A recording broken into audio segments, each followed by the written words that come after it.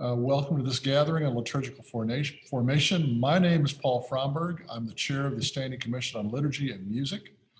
And we are here today to share current initiatives of the SCLM, as well as the Task Force for Liturgical and Prayer Book Revision in preparation for the 80th General Convention. Just a reminder that our time today really is to prepare us for the next General Convention. This is our final plenary. And it will be about the Book of Common Prayer, specifically issues related to language, translation, culture, and race.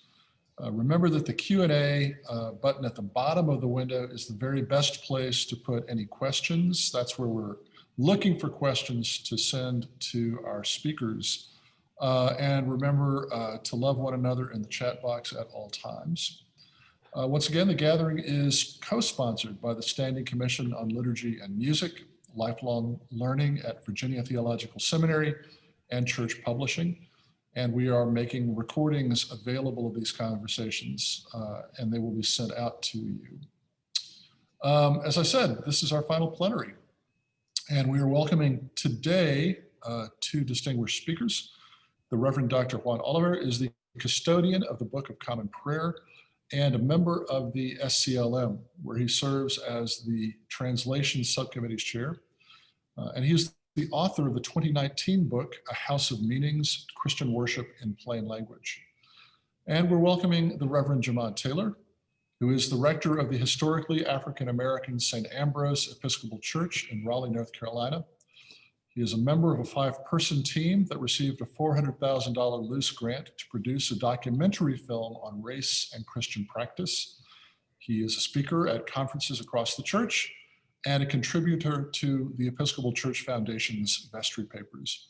He studies the spirituality, worship, and history of the Ethiopian Orthodox Church. And this afternoon, Jamon and Juan are going to make some presentations for us. Jamon? Thanks so much, Paul. It's good to see you, and it's good to be here with my seminary professor, Professor Juan. What an opportunity to present, and I'm honored to share the panel with Juan today. Prayer is both formation and proclamation for Episcopalians, shaping our common life together. Prayer is our statement of faith, our catechism. If one desires to know what Episcopalians believe, one must pray with us. Christian prayer and practices can do more to reinscribe racism than disrupt racism. The images in stained glass windows, education material, hymns sung, and types of music played, the sermons preached and scripture read, and other liturgical practices can all be and have been vehicles advancing a theology of white supremacy, the belief that one race is superior to another.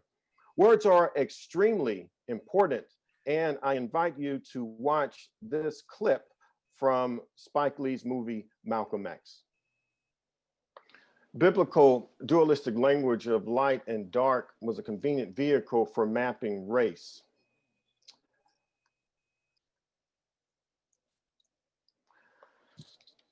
Light is white, is European, is good. Dark is black, is African, is bad. Rarely do Christians hear the positive images of darkness in scripture. The 10 Commandments in Exodus 20 were an option for the RCL just 3 Sundays ago for Pentecost 18. Though nearly the entire chapter is read, Exodus 20:21 is excluded. Then the people stood at a distance while Moses drew near to the thick darkness where God was. This is a positive image of darkness. The only positive example of darkness in the Sunday lectionary is Psalm 139, 10, and 11, occurring once in the 3-year lectionary cycle. Darkness is not dark to you. The night is as bright as the day. Darkness and light to you are both alike. The prayer book is helpful on Ash Wednesday in the Psalter. In the translation of Psalm 51, the NRSV reads, "Wash me and I shall be whiter than snow." The prayer book, wash me and I shall be clean indeed. Whiter than snow becomes clean indeed. Another positive example of darkness is the collect for the Nativity of our Lord, with the line, "Oh God, you have caused this holy night to shine." The chrismation phrase that we know so well, "you are sealed by the Holy Spirit in baptism and marked as Christ's own forever." That word "marked" carries heavy baggage for persons of African ancestry in the Western Hemisphere. During slavery, slave owners marked or branded enslaved Africans, showing ownership. Some American religious leaders in the 19th century, including Episcopal bishops, pointed that Africans bore the curse or mark of Ham, using Genesis 9 as a basis for their belief, and others as a justification of racism and the enslavement of Africans. This mark was the dark skin and the wide nose. Even today, Black people are marked subjects with bull eyes, cross hairs on their chest, being victims of racial profiling and gun violence. In a Black person's psyche, marked is a loaded term. Yet in the context of baptism and chrismation, death and destruction are brought into new life. The word marked, which in prior and current times meant slavery, cursed, without soul, and death, in the context of baptism, becomes the promise that God marks us as God's own. In order to punctuate signs of God's abundance of grace and love, St. Ambrose, where I serve, the clergy baptize babies naked, submerging them in a 22-gallon baptismal font. For chrismation, the clergy anoints the infant with at least 2 cups of holy oil. The parents rub the oil all over the infant's body for all to see the holy oil on Black bodies. The aroma of the oil fills the worship space, and then the forehead for chrismation, the oil is taken from the body and then marked on the forehead. Ethiopia is indigenous African Christianity, Christianity on the African continent before the advent of European slave traders and colonialists. I did independent study with an Ethiopian Orthodox priest in seminary and developed an Ethiopian Orthodox inspired evensong. In order for worship for the evening from the prayer book provided the framework for that service. The service includes the chanting of the Lord's Prayer, the mitzvah, which is a short psalm repeated, and kidon, the midnight prayer of the covenant. A drone or constant hum sustains the prayer service as a way for the gathered assembly to participate in the chanted prayer. And here is a short clip of that service. The human Black body is one of the most objectified, oppressed, and subjugated in the world. Those of African ancestry lived a history and continue to live a reality of being othered. It is important to craft a reality where otheredness is normalized and objectification is exercised through worship disruptors. One worship disruptor is the veneration of Black bodies in the sanctual cycle. The prayer book's days of occasional observances under the category of other commemorations using the common of saints provides opportunity to highlight Black saints. The Black sanctual cycle affirms the important religious contributions and essential memberships of Black people in the cloud of witnesses. The sacred dance between icons and pilgrimage serves as a hub from which the spokes of disrupting otherness emanate. Icons of 3 Black Episcopal saints with connections to St. Ambrose hang in the transept. Blessed Anna Julia Cooper, February 27th. Blessed Henry Beard Delaney, April 14th. Blessed Pauli Murray, July 1st. Blessed Cooper and Blessed Delaney are buried within 3 miles of the church. The congregation gathers on the Wednesday closest to their feast day for a healing Eucharist, to then caravan to their grave sites with the icon in the lead car. We gather around the grave site with someone holding the icon near the headstone and offer prayers. Some touch or even kiss the sarcophagus and obelisk after standing in silence after prayer. My congregation also celebrates other Black saints throughout the year with special worship services for Blessed Martin Luther King Jr., Blessed Absalom Jones, Saint Monica, Saint Augustine of Hippo. We must approach the prayer book and our religious tradition with renewed insight in order to create new imaginations and possibilities of what it means to be formed to Jesus Christ. Thank you so much. Thank you, Jamon. Juan? Okay, well, thank you for inviting me, and to you and Ellen Johnston. It's great to be with everybody. And because I tend to overtalk, those who know, you know what I'm talking about. I prepared a short statement on the nature of meaning, because it dawned on me as I was writing my book, A House of Meanings, on the meanings of the liturgy, that the text is obviously one of the main conveyors of meaning. So instead of talking about the whole liturgy, I'm just going to talk about the text, the BCP. Most people think that the BCP has more to say than the text, but if you look at it very, very carefully, it doesn't say much about anything else but text. No architecture, no vesture, no music, really. It's a collection of texts. First of all, I think everybody's aware that all liturgy, whether it's Christian or not, is made up of exterior signs that bring about an interior grace. And these signs are objects, yes, but also people and their actions that involve the use of objects. In fact, it's because of the sacred actions that the objects become sacred and meaningful. As signs, these things must mean something. For a sign that does not mean cannot be said to be working as a sign at all.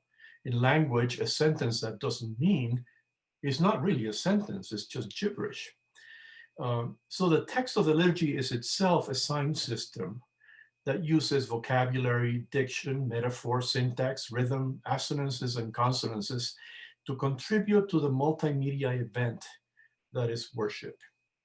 It's important to note that the prayer book itself is not a liturgy, it's a book. And the book contributes to the event that is the liturgy. Since the text in the book, since the text of common prayer are for all the people to facilitate the participation of all, they must carry meaning for all, both here and abroad, and not just to one type of individual, as Cameron pointed out this morning. And this brings me to the question of meaning. What is it? There are two types of meaning, I think, personal and shared. If a mother tells me after a baptism, "Thank you, Father, Rosie's baptism was so meaningful. It was wonderful to see her wearing her grandma's christening gown."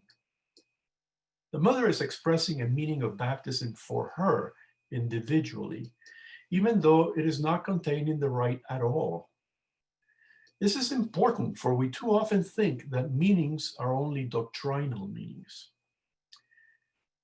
Moreover, as a community traveling through time and space, of course, we also have shared meanings of baptism. For example, that it involves forgiveness, new birth, being recognized as a child of God, our own death and resurrection in Christ, and many others.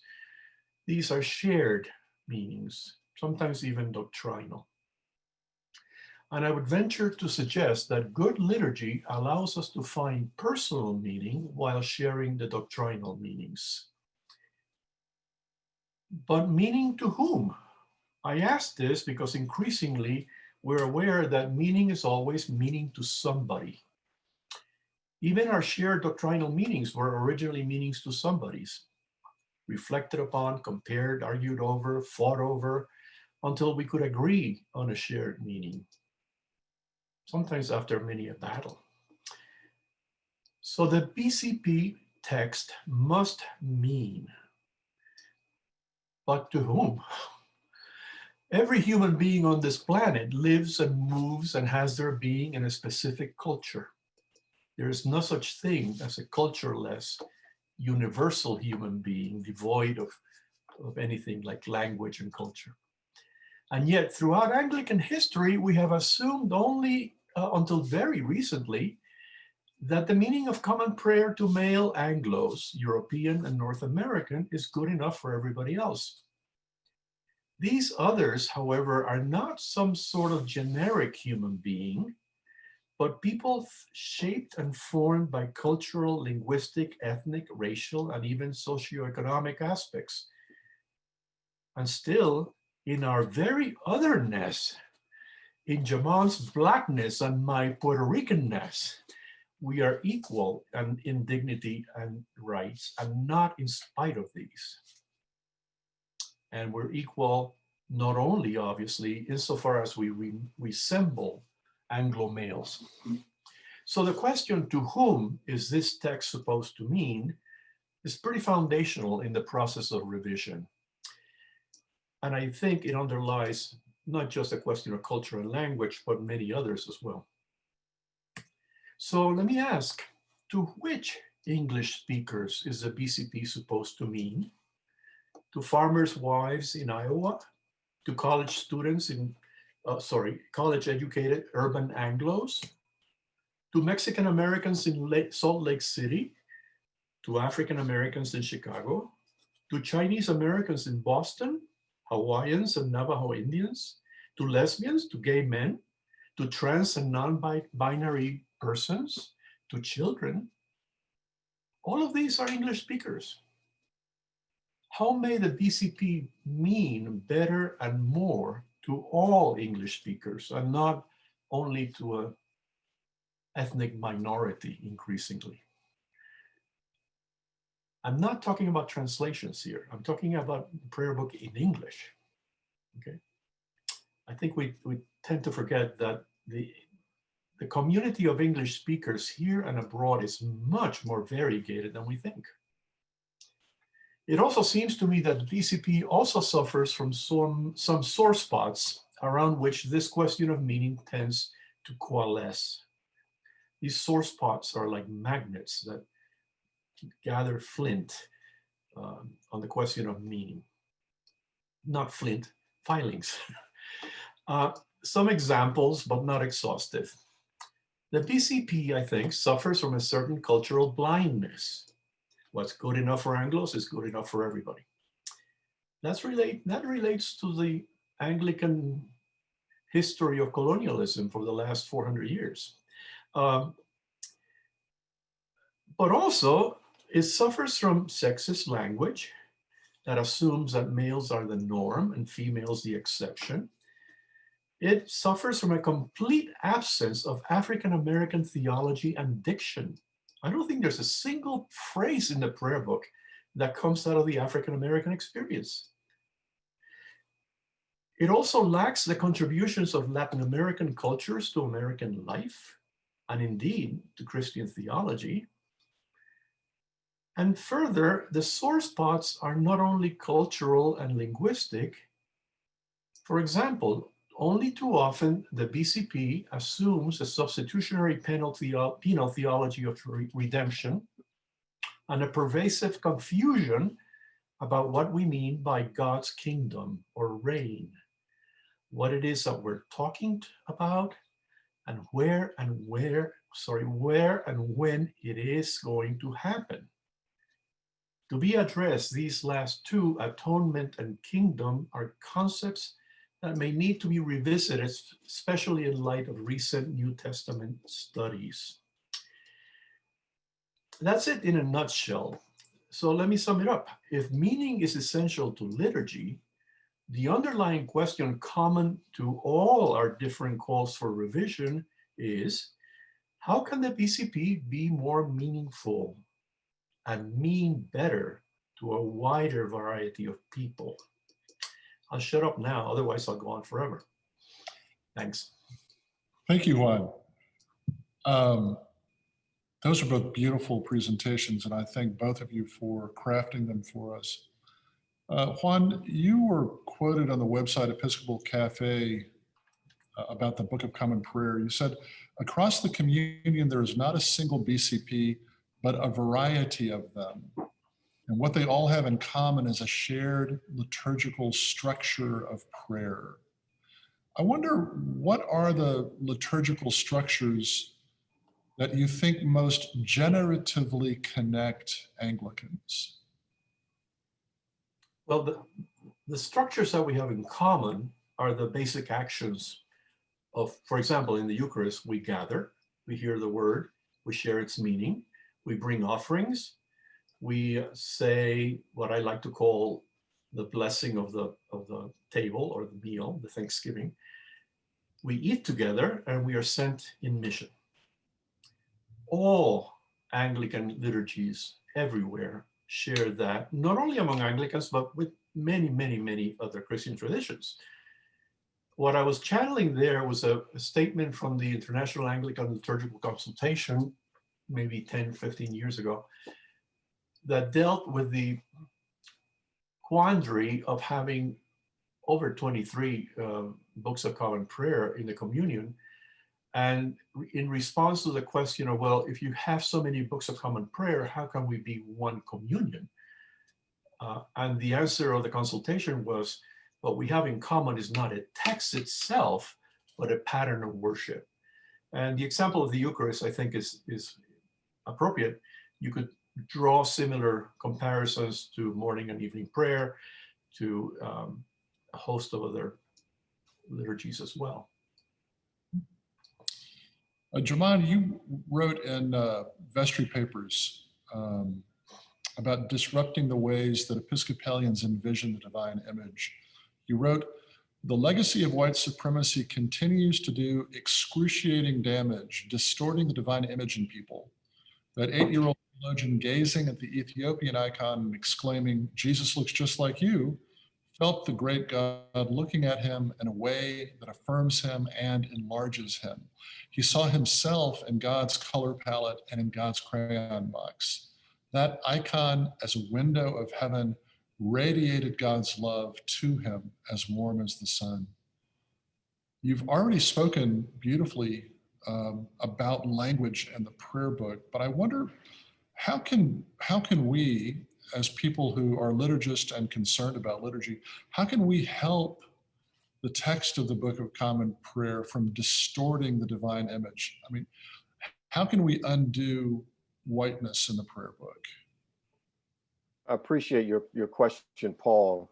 That story that I wrote about was regarding an 8-year-old at my church, 8-year-old church member, boy, and there was another guest, first-time church member, also first-time visitor, also 8 years old, African-American. And during the piece, we had just installed one of the 14 stations of the cross. The 14 stations before then were European, and we commissioned an Ethiopian iconographer to write the stations in the Ethiopic iconographic tradition. And as these icons came in, we would take down the old icon and put up the new. And so we had one station, station 12, Jesus dies on the cross. And the 8-year-old took the hand of the first-time visitor and ran to the station and looked up and said, see, Jesus looks just like you.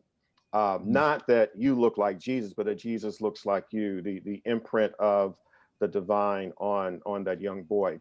And that is an example of how I ended my talk, with a new imagination. We need to have a new imagination of how to envision not only whatever the next manifestation of the prayer book is, but even the prayer book as it exists today, and to really ask the hard questions. You know, when you look at the prayer book, not only does the Revised Common Lectionary, but also the lectionary of the prayer book, you know, Exodus 20:21 is left out.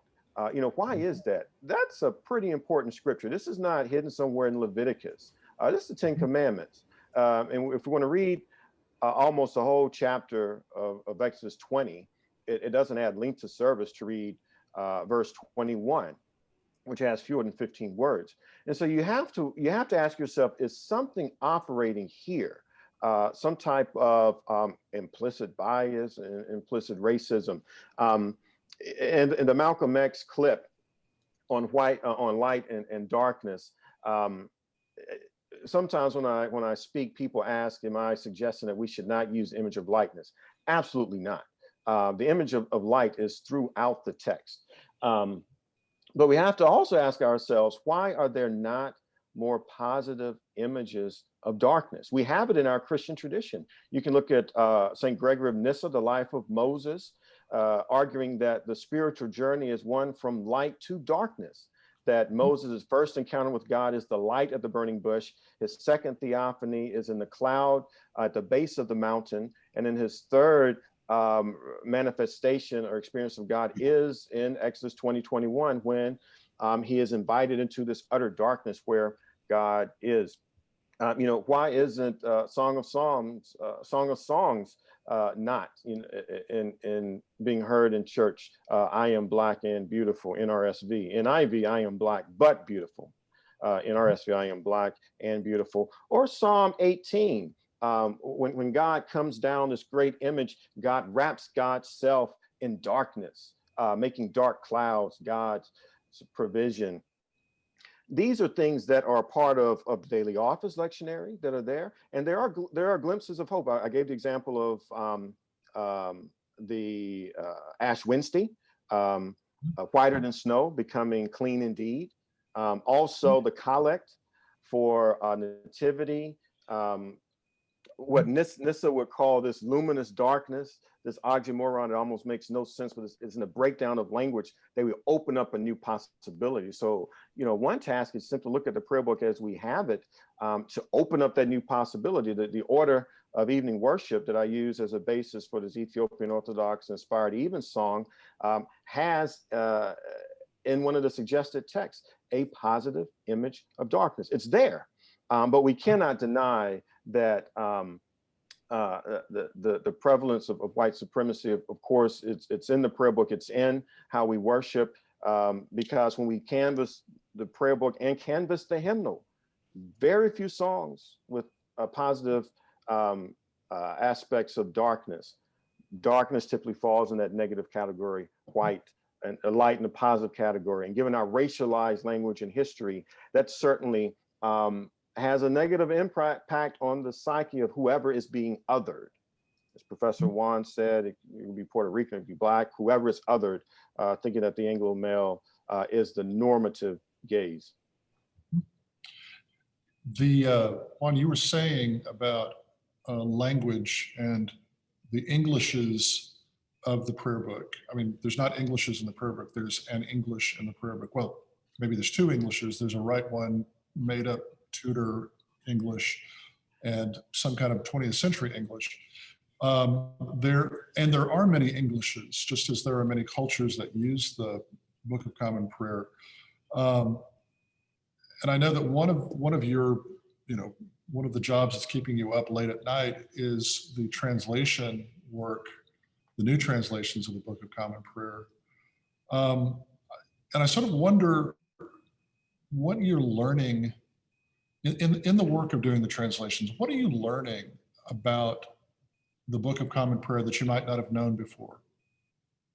Well, the first thing that came to mind to the committee, we were just talking about this a couple of weeks ago when we were doing the collects, is how wordy English is. And I never thought I would say that, because I've always assumed that Spanish is a lot richer than English. Syntactically, we're comfortable with longer sentences. But the thing is, I think in the English tradition, there's a need to say things both with an Anglo-Saxon root and with the Latin root, even though you're basically saying the same thing. So in the prayer book, there are a lot of parallels. Save and heal. Well, salus means both in Latin. And we bumped into many cases like this. The other thing is that even though I thought Spanish had a greater ability to sustain a long sentence with many clauses, we found that reciting the collects as they were written in Spanish, we often lost the referent. Somebody 3 clauses down will say, wait, who are we talking about? So we had to cut them up. We had to, instead of having one long sentence in 6 different clauses, we had to maybe do 2 or 3 sentences. Not because it was ungrammatical, it was perfectly grammatical, but in the live recitation, the presider would lose her place, basically. Which reminds me that one of the things that we often don't pay attention to in translation is how does it feel in the mouth when you're saying it, especially if you're a little anxious in front of everybody and tripping over too many consonants and things like that. And there's a way in which, I remember when I was first a member of the Episcopal Church and first getting to be a lay reader and all of that, the warning that I was given was by a crusty old person was to get the stained glass window out of your voice. Don't have your church voice. Talk like a person. And there's a way in which the text of the prayer book sometimes seems to almost push us in that direction. And I'm talking about the performative aspect of the liturgy. And it goes back. This goes back to the question of whether can the vernacular, meaning your everyday language, can that be poetic? And the answer, I think, since Whitman at least, is absolutely yes. You don't have to travel in time to be poetic. Poetic doesn't mean my favorite poetics. It just means exalted, right? I think I was just looking up Grace Gluck, and her poetry was totally contemporary and yet incredibly rich. Anyway. There's a question that's come up in the Q&A box, which I invite Jamon and Juan, both of you, to address. Where is the line for shared language? I guess it's where's the line between shared language and cultural appropriation? What responses do you have? Well, I think the assumption behind the question is that the shared language is being used by an Anglo. In other words, how do Anglos or any mainstream culture, how do you engage the culture of the other and the expressions of the other without looking like you're in fact stealing? And there are many ways of addressing this. For example, in the Book of Occasional Services, rites for, I believe it's Day of the Dead, the rubric says this is a culturally specific rite, and it should be led and designed by people from that culture. Now, I don't want to be too hard on this, because, for example, if a suburban white girl wants to have a quinceañera, well, I think it's perfectly legitimate for that parish to grab the Mexican quinceañera rite and anglicize it. Just don't assume that you can suddenly become Mexican, or as if it was Halloween or something. Just adapt it to your own cultural needs. I think in language, it's a little more difficult, because I think we do, in fact, in everyday English, have African-American turns of phrases. I can't think of any right now, but we do. And so why aren't they in the prayer book? Maybe it's because in the drafting committees, there were no African-American people in 1976 or so. The question of how is the other's voice included has to assume the presence of another in the drafting committees. Sorry. Yeah. Okay. I'm sorry, Juan. Yes, and no, thank you for the question. Where is the line between, cultural appropriation? It's a good question. I think we have to look at, authenticity. Perhaps it's not a straight line. What we sometimes find is that when it is convenient for those who are being othered, and it could be Puerto Rican or African American, that the majority culture may use something when it is to the majority culture's benefit, almost like a smorgasbord. So I'll take from this, I'll take from that. The way we see that play out, I think, in liturgy is sometimes at diocesan convention, we find that ethnic minorities are what I call ghettoized to communion and either prelude or postlude, so that you may have a Spanish song or a Spanish prayer during communion, or perhaps another lesson read in Spanish, or you may have a spiritual, Negro spiritual as a prelude, or something from Caribbean prelude and postlude, but the majority of the service is not infused with these elements. So I think this, when we have, at least with music, relegated to a particular part of worship, that's cultural appropriation, because it's not infused. It's really, we have something, we need accoutrement. So then the other becomes the accoutrement, and the same is true with language as well. So it's yeah, it's a tough line to toe, but I think it's steeped in authenticity. How authentic, and how do you to Professor Juan's example, how do you, if you want to use something Spanish and they're a quinceañera, and yet you do not know or have relationship with someone in that community or from that tradition, that also feels a little bit like cultural appropriation. To go back to the earlier conversation about the language of light and dark, those are both, images from antiquity. They point in a direction. And I guess what I'm wondering, and I'm referring to one of the questions, how do we claim the intention or the idea of light and dark and strip out the sort of racist language of it? How do we use the concepts of light and dark? For example, is it adequate to substitute the word shadowed for dark or something like that?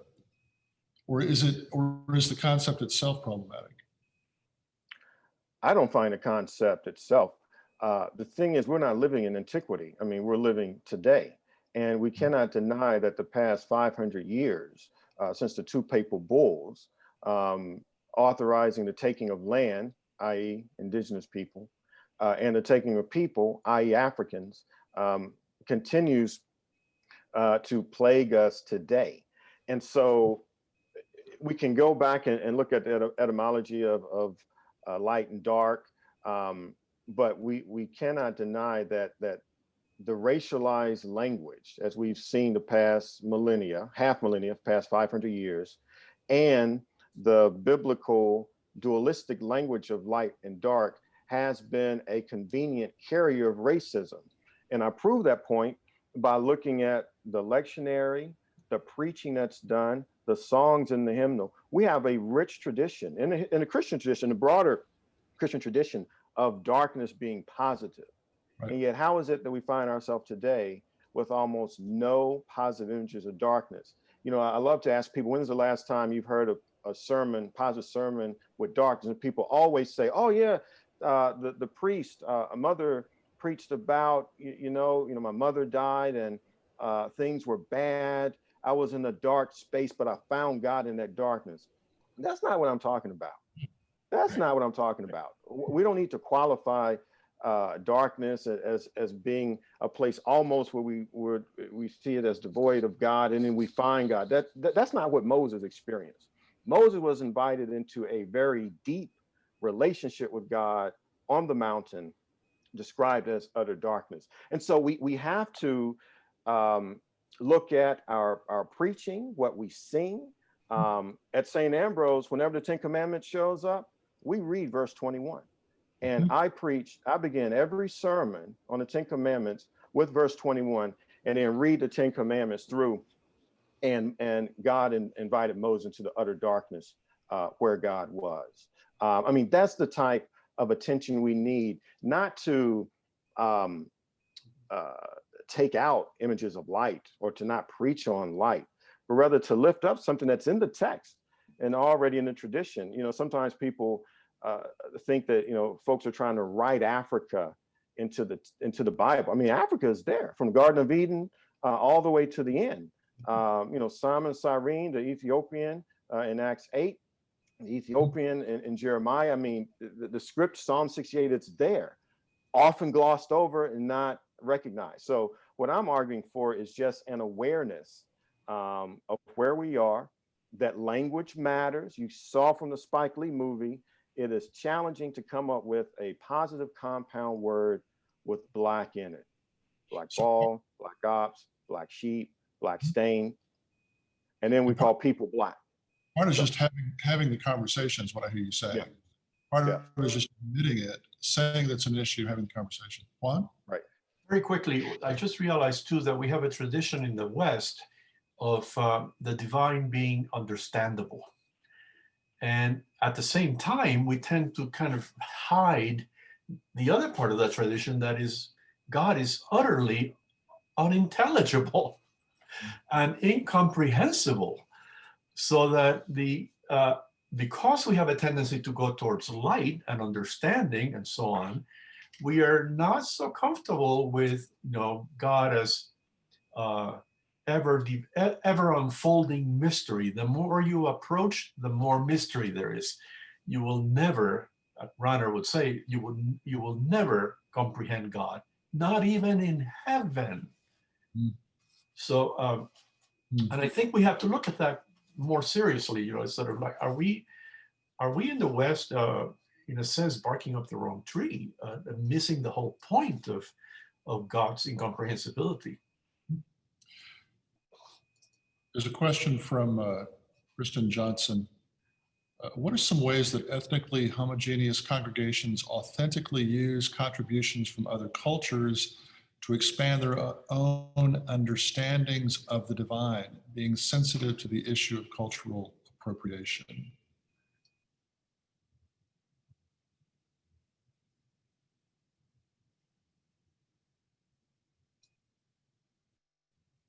And they're let me suggest that yes, it's perfectly. For example, St. Gregory Nyssen has Ethiopian icons. I don't mean besides the regular icons,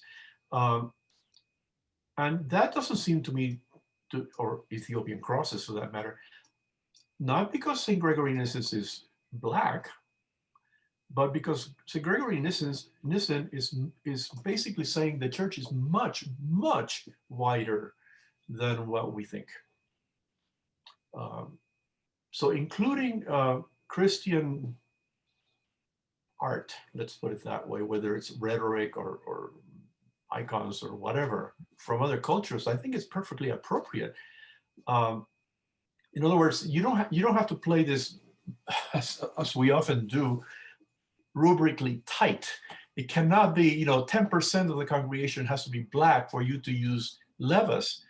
No. You can use, the congregation, even if it's all white, is part of a country that is multi-ethnic, multicultural, multilingual. And so I don't want to be too narrow here. And I think we do have a duty even to say, our reality is not monochrome. Jamon, do you have a response? No, I agree.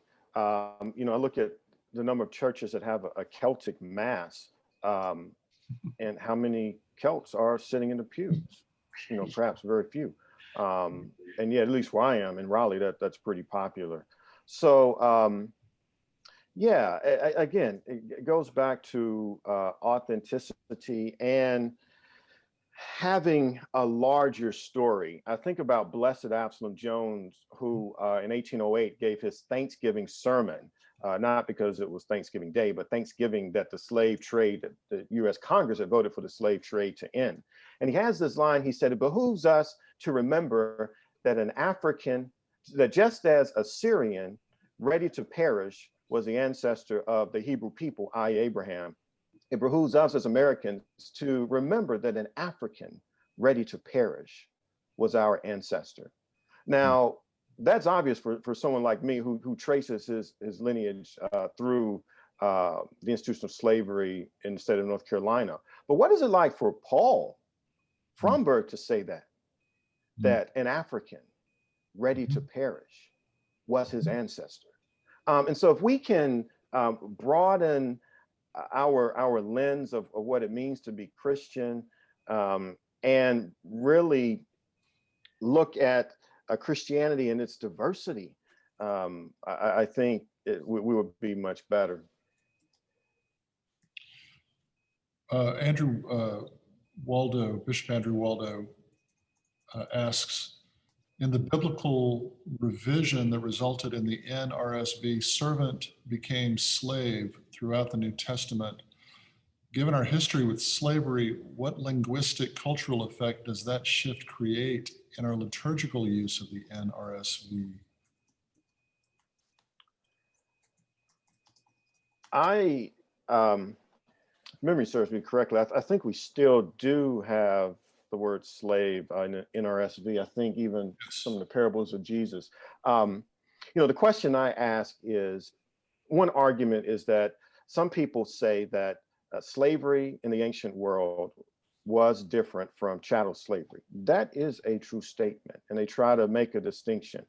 But the question I ask is, when is it ever okay for one human being to own another human being? And the answer is never. And so then it becomes us as Christians to say, well, what do we do with the word slave and or servant? What do we do with Jesus when he tells a parable, as we read either last Sunday or 2 Sundays ago, about sending slaves out? Again, this is the hard work we have to wrestle. We do not need to extricate or maybe even modify language, but really lean into and wrestle with what does this mean and how do we find a new imagination, as I've said several times on this session, new imagination to move forward. And that's, the mark of white privilege is to take the embarrassment out of that by changing it to something that's benign instead of pressing into the reality that we're living with when we have to use the language of servanthood or slavery. Mm-hmm. And that is not acceptable. Juan, are you? No, I'll pass. I just saw a question that called my attention, if you don't mind.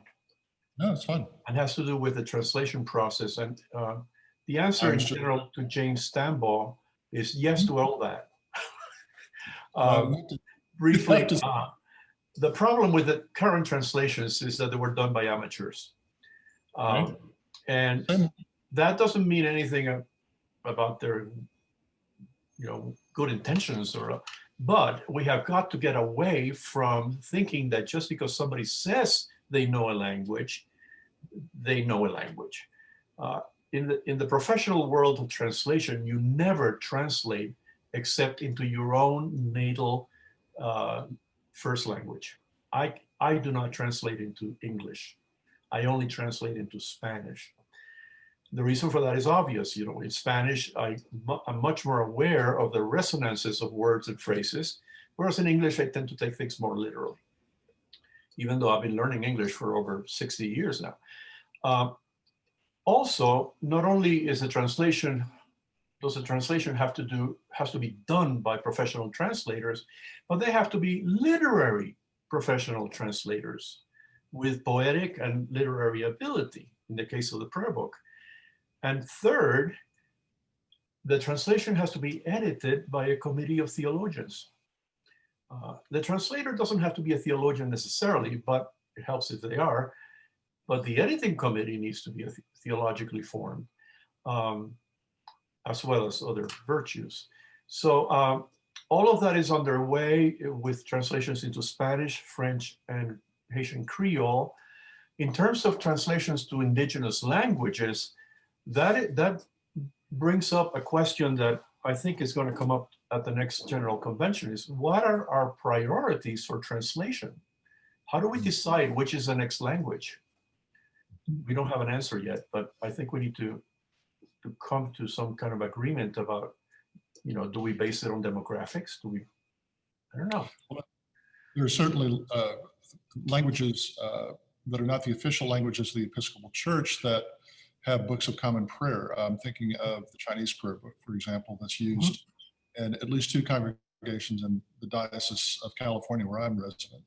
I think it's a very important question to ask because it's also a missional question, right? It's also about who is the church that we believe we are and who we are becoming. Right. And there's you can have unofficial translations. They exist all over the place. I think the Hawaiian translation is unofficial. but that doesn't ensure quality. Mhm. You know, now we finally have some criteria for quality translations, and after we finish these three, the next question is going to be, what are going to be the next three? One of the conversations, Juan, you and I had in relation to the translation project is the Right One liturgy and the Yeah, English language prayer book. And the yeah, question, do we have to translate the Right One liturgy? And the answer is, well, the General Convention asked us to do a job, and the job is to translate the prayer book. So yes, we have to. And we don't have to make up some kind of weird antique Spanish language right, to say right. that. Well, you know, it's interesting because I thought we were going to consider finding a, you know, a 16th century Spanish Bible and translating into that Spanish. But the committee said no, no. In Latin America, archaic Spanish is simply not looked up to. It just sounds pretentious. It doesn't carry what Tudor English carries in Anglo culture. However, the French committee did go to a 16th century French Bible, and I believe they may have consulted a prayer book in French from the 16th century also. Interesting. Yeah. Jamon, I wonder if in the beautiful evensong that you've been doing for so long, is it all in English, or do you do any of it in Geese, or is it all, how do you use language in that liturgy? The majority is in English. A few portions are in Ge'ez, Trisagian, you know, Kudus, Ixaber, Kudus, Hayah, Kudus, Hiawazim, Wat. The Lord's Prayer chanted once in Amharic, and then everything else is in English. So I was really leaning on the Ethiopian priest with whom I worked, and also a translation of the Ethiopian prayer book from Ge'ez Amharic to English. Very good. There's a question that's come to the top of the list in the question box. This is from Derek Goff. I'm curious to know, what is African American diction and where that would find a place within common prayer? I don't know. You would have to ask that within a committee in which African Americans were present. Yeah, I mean, we could look at certainly Levis, Lift Every Voice and Sing. Someone in the chat box mentioned that some of the composers of Levis were white people. And there are also a good number of spirituals there. And you can talk to, you know, linguistic scholars about this particular African-American speech. I remember some years ago, and it has been some years ago, that there was a hip hop prayer book received, embraced in some circles and denounced in others. And so throughout that book, you have, you know, examples of at least hip hop language as it was prevalent in 2005. Obviously in 2020, things have changed. But you know, that could be done. I know that the Bible was recently translated into the Gullah language, the Gullah people of South Carolina islands, and certainly there are aspects of Gullah language in English. I mean, we talk about yam. You may hear people talk about cat, not as the animal, but you would hear it as a colloquial term perhaps a couple of decades ago. So that there are these words that find itself in English that do have at least West African genesis. So There's another question. I'm sorry, my editor is moving the questions around. Sarah Lee McDonald asked, do we need to have a land acknowledgement added to the Book of Common Prayer? Meaning? And are you familiar with what a land acknowledgement is? I am. I think if this is what the person who wrote it intended, where I am currently, land occupied by, I think, Tuscarora and Cherokee, the First Nation indigenous people here. I assume that is what the person is talking about. Is that your read, Paul? That's my read, yes. Yeah. I say, why not? I look at least in North Carolina, there's a religious icon that we have of Manteo and Virginia Dare being the first English child baptized in the Americas, and Manteo, an indigenous person. And so the icon is of both of them at their baptism. And yet what homage is paid to the people who were here first and who are still here. So I think that would be appropriate, not on the prayer book context, but people should know on what land and the original people of the land where we now build churches or worship or gather to do whatever we do.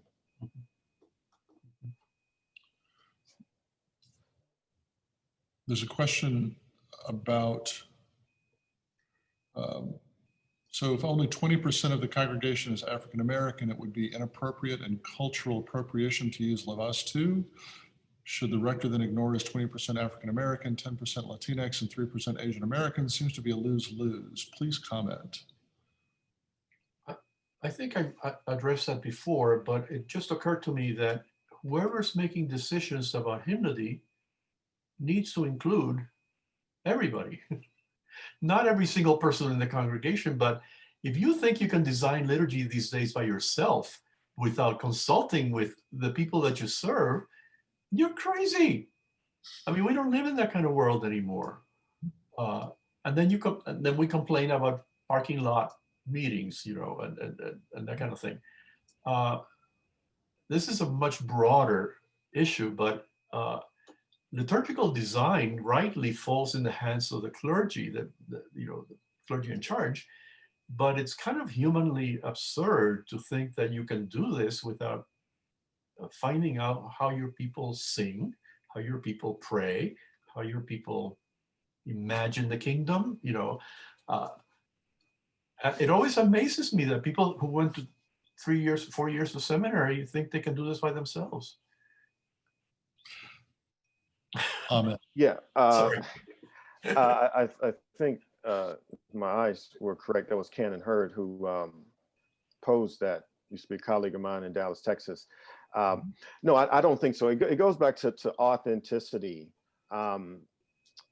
How is worship being approached? If lift every voice and sing is being used in what I call a ghettoized version, meaning it's relegated to your communion hymn, postlude, and prelude, that's a problem. But if there is the intent of looking at all of lift every voice and sing, and maybe something from the larger African American music tradition, and then that is with prayer and intent designed and as part of the liturgy, that's not appropriation. I know that Professor Roberts is on the Zoom as well. St. Ambrose is blessed that our rector in 1925 wrote a mass setting, music setting, based on Negro spirituals, which is phenomenal because when we read the history books, the Reverend Arthur Myron Cochran was called the Quincy Jones of his day. Negro spirituals were not popular in 1925 because there were people who remember being enslaved singing them. It wasn't really until the 1960s that Negro spirituals became popular, even among African Americans. But he, in 1925, saw that as an Episcopal priest, he did not have music setting that spoke to him. And so for our sesquicentennial last year, we had Professor Roberts of ETS to transcribe that mass setting based on the 1892 Book of Common Prayer to be consistent with the 1979 Book of Common Prayer. And so that mass setting is now being used not only at St. Ambrose, where it's the principal setting, but also in churches in Indiana, in Texas, in Tennessee. Most of these churches tend to be mostly white, Caucasian churches. Is that cultural appropriation? I don't think so. Just like you may have a David Hurd setting of the Mass that's used, you can have a Cochran setting. And then that can also be a great teachable moment about the rich history of Negro spirituals and the attention. You know, it does not I don't lose sight of the fact that for the high point of the Eucharist, the great Amen is swing low, sweet chariot. Conquering wasn't intentional in doing that.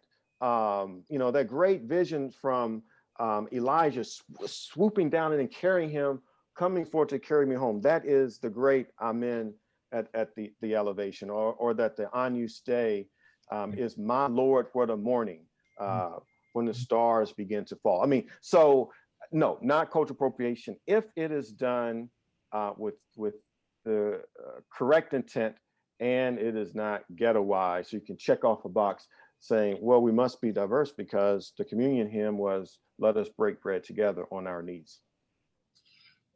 I always remember putting Lift Every Voice and Sing in as the final hymn on the 4th of July one Sunday in my former parish, which I did for a lot of reasons, but not least of which was to try to not ghettoize music and sort of give it prominence of, this is the sending out song and this is what we're going to do. We suddenly have many new questions have popped up. At the top of the list is from Ollie Renchard. What might bishops, diocesan clergy, lay ministers, and all do now to start going deep into what's so timely and being richly discussed by Jamon, Juan, and Paul? Maybe a pastoral message to the church with urgency that doesn't wait on followers simply to await BCP revision. This is real-time truth-telling that could encourage and grow the church, even as expansions are made in parallel fashion. That sounds like a challenge. Many years ago, we used to have something called the Association of Diocesan Liturgy Commissions. And then liturgy commissions, of course, died also. I think we need something like that. We need to have an ongoing series of events, workshops, maybe regional, maybe national, I don't know, in which people are exposed to different kinds of liturgy. Because let's face it, most clergy rarely see liturgies other than their own. B, rehearse processes for designing liturgy. Not necessarily, this is how you do, this is what you should end up with. Copy St. Gregory's or copy whatever. No. What is the process that leads to a genuine enculturated liturgy? And how do you go about it? And you're right, we don't need to wait for a new prayer book to do that. Jamon? Yes, I agree with what Professor Oliver said. I mean, we can look at our current context. So I'll speak about the Diocese of North Carolina. We are looking at what resources can we pull together related to worship, educational material. One of the things that's been challenging as rector of St. Ambrose is that I am committed to having the people who sit in my pews, 90% of them are Black, to see and recognize the divine in themselves, and that reflected in the images on the wall and things that they see, which is why I commissioned Ethiopian iconographer. It took him 2 years to do our 14 Stations of the Cross. We have revamped our educational material for Sunday school for children and youth to reflect images that look like them. And what I'm finding is that I have to create a lot of this stuff. When I go out looking for it, it is hard to find diverse images that match well with Episcopal theology. And even if, let's say, I were a little bit looser in Episcopal theology, even the stuff that is available that is not theologically sound, there is just not much there. So one of the things we have to do is pool what we have and commission other things. At St. Ambrose, I saw in the chat box somebody asked about the Cochran Mass, COCHRAN. We're working on getting that published. You can email me if you want more information about that. We're working on making these icons, these Stations of the Cross, available. I mean, these are the things we have to do. There are pockets of people doing this work. We must combine them and then make them readily available. That is a magnificent challenge. And I think that I'm a big fan, Jamon. The way that you create culture where there is the promise of culture is very, very inspiring, and I do appreciate it. Here's a great question for practitioners. This is from Susan Ansley Williams. I serve an all Anglo congregation. I would love to be more diverse. Scheduling other cultures' music gets me complaints, starting with a professional musician. What comes first, regarding diversity, the congregation or the worship planner? I answered Susan that I thought congregation comes first for two reasons. First of all, I am very suspicious of inclusion for financial reasons. In other words, our church will die if we don't include others. First of all, the others are usually poorer, so I don't think that's a viable rationale. And second, it'll be a lot easier to sell that music director Levis if there are even two African-American people in the congregation.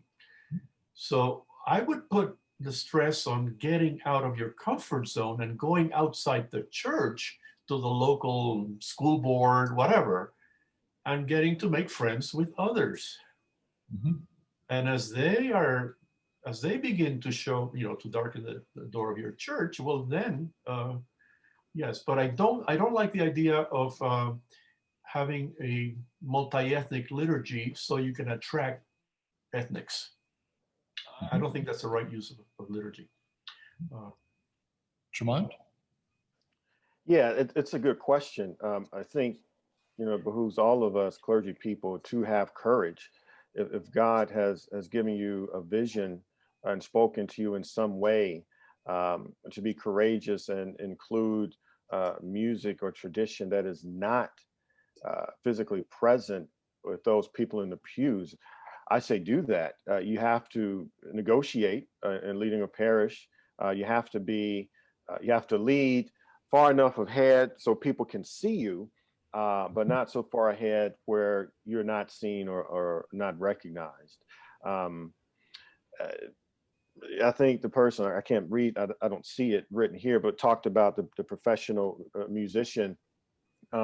Again, hard conversations. You can begin slow. And then you also have to look at the intent. To what Professor Oliver said, if your intent is to have Negro spirituals or African-American music, so the African-Americans will join your church, that's a problem. And I get requests from churches, not only in this diocese, but across the country. We want to increase diversity. What do we need to do? The first question is, well, why do you want to be more diverse? Is your neighborhood diverse? And so those are the hard. Sometimes churches want to be diverse because it's considered to be whatever in vogue. To be diverse for diversity's sake. That's not the right way to go. So, right. Barking dog. Here's a question which is taking a slightly different turn. Philip Carr Jones writes, translations and revisions have been discussed in cultural context. Another context is institutional. Work in prison and jail, for instance, where the incarcerated persons find much of our book language unhelpful. Any thought on adjustments, expansions to account for context? Yeah. First of all, I think that the arc of liturgical history bends towards more and more variety. And I think we've learned something with the inclusion of orders of worship in the BCP. The first thing we learned is people don't use them. And I don't understand why. It's not that hard to use them. You're talking about order of the evening and order of Eucharist, order of marriage, order of funerals, order of and I think in the future we'll probably have more orders. For example, an order of vigils. So you don't have to have 7 different vigils. You just have an order of vigils. At the same time, that requires at least the priest or whoever is ministering to have the ability to construct liturgy. And in other words, and this has something to do with the liturgical education of seminarians, which has got to move beyond this is the way you should do it, what Donald Schultz called the doing things right, towards doing things well in your context, knowing fully what's possible, what's not possible, and the rationales behind that, and then having the creativity and freedom to do it. I know many people, especially people like Phil, are perfectly able to do this. Why do we think that it has to come already packaged?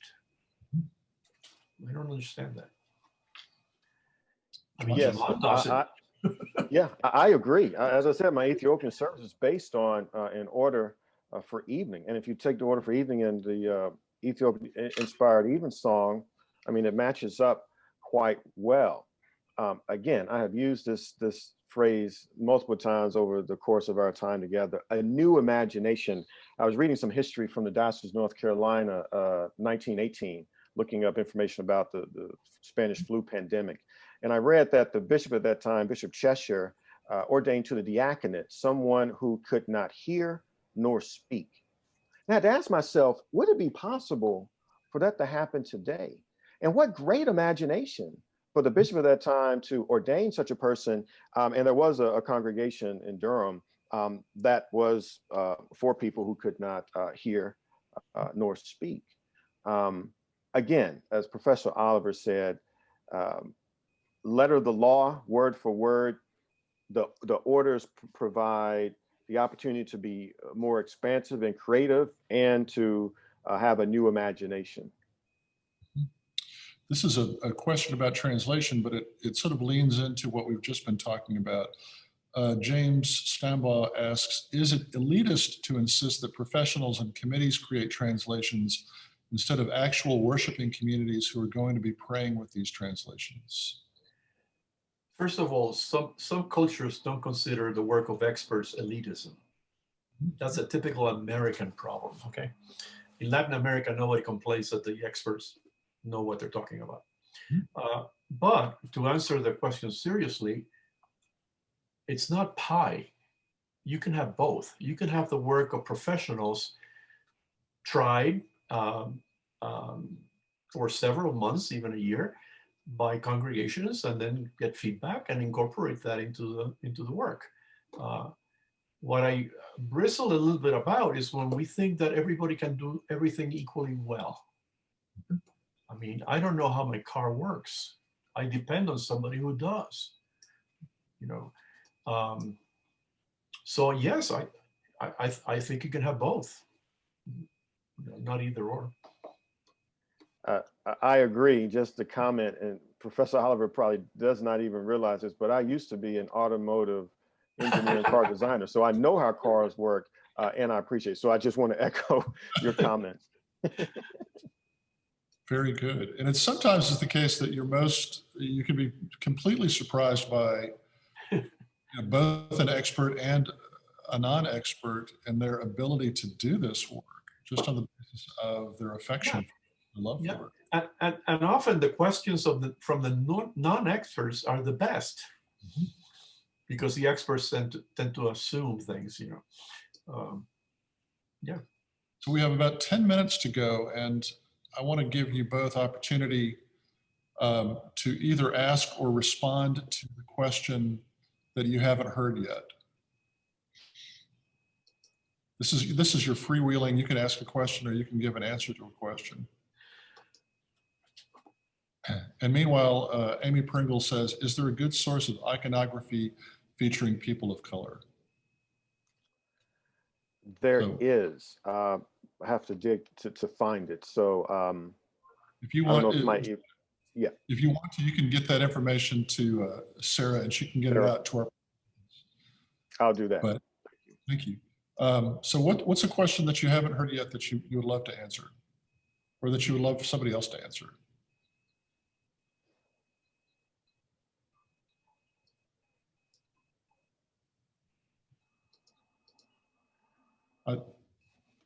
I'm scanning. Being very thoughtful. You know, I think we have to take seriously this, seriously where we are, and particularly in this George Floyd moment. People have come more attuned to the legacy of white supremacy.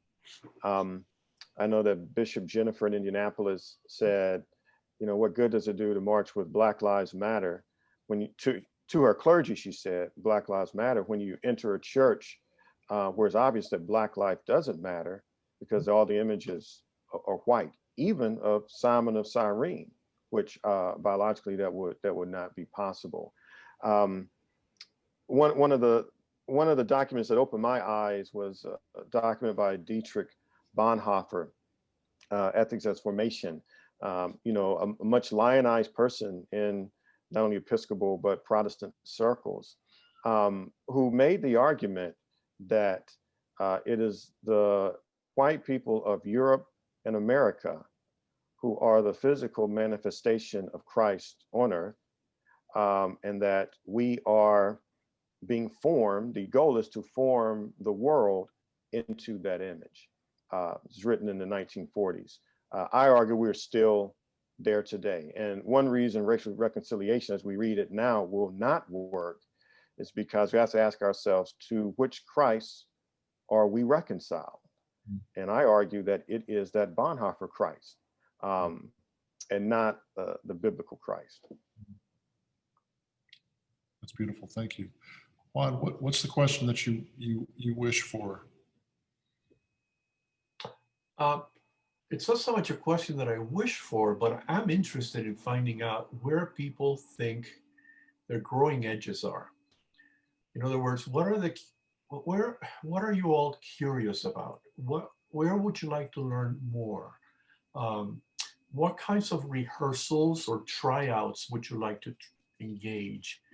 And by the way, Associated Parishes has a new page called Pillar and Cloud, where congregations talk to each other about their liturgical solutions, if you want, or behaviors.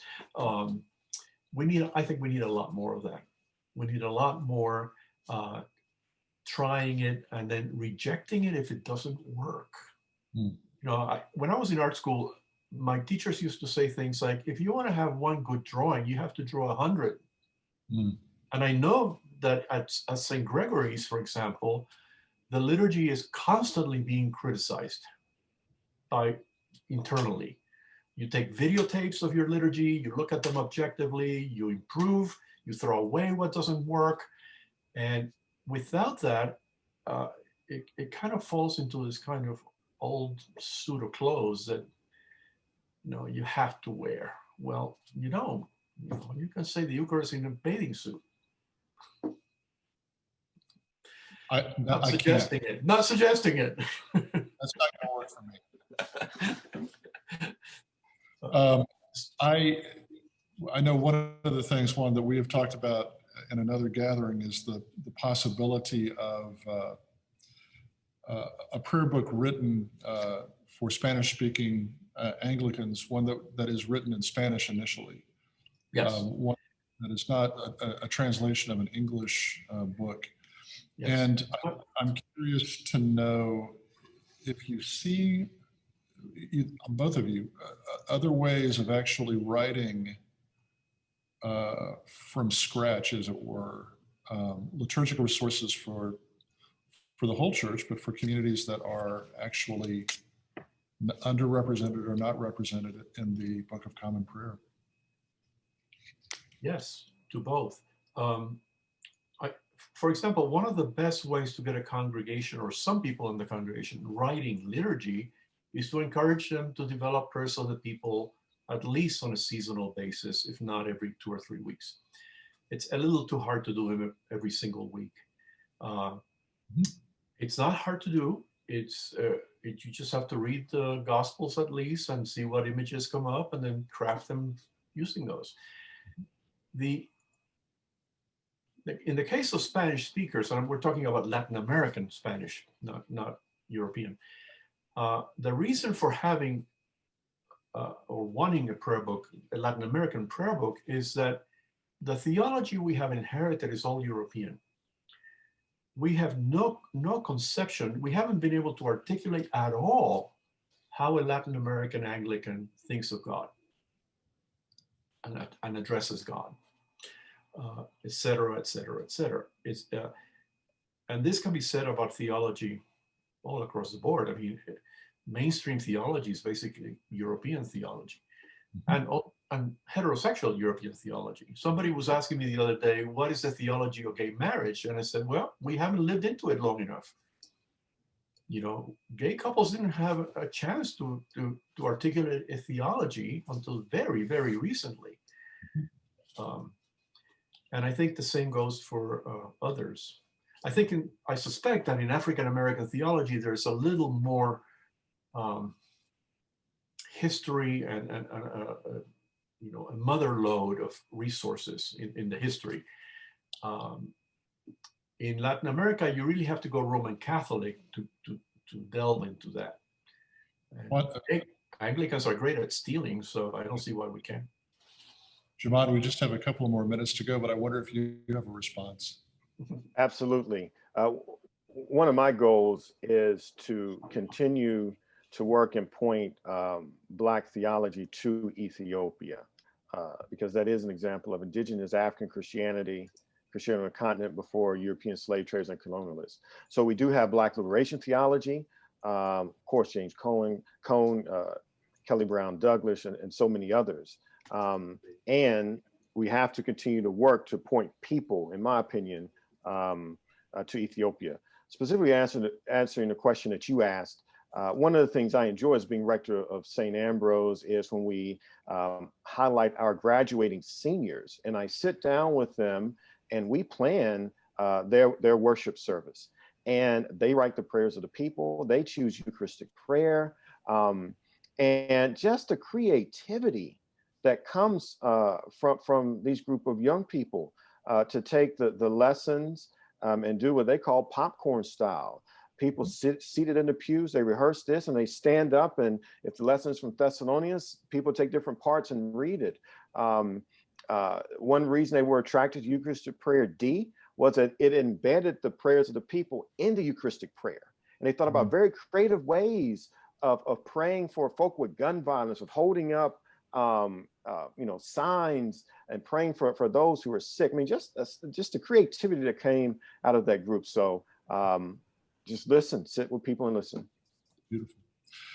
Thank you both so much. We have come to the end of the plenary, and I just, again, want to express my appreciation, deep thanks, and affection for you both.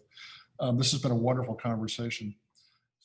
Thank you all so much for being with us today. This is the end of the public-facing side of the formation event. Tomorrow we will be doing working groups for diocesan representatives, and I will not be wearing my clergy collar tomorrow, so you'll see me at home. Thank you all, and God bless you. Bye. Thank you. Bye-bye.